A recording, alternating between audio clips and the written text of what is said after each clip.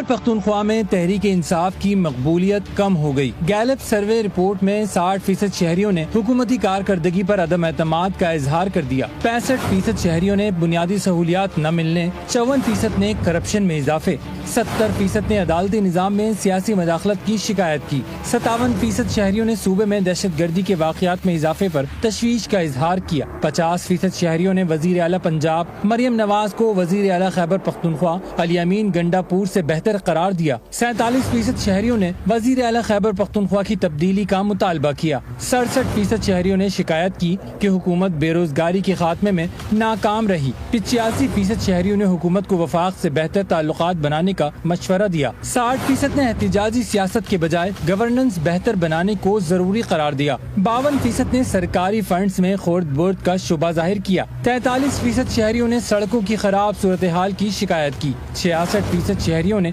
gas की अदम दस्तियाबी और 49% शहरियों ने बिजली न मिलने पर परेशानी का इजहार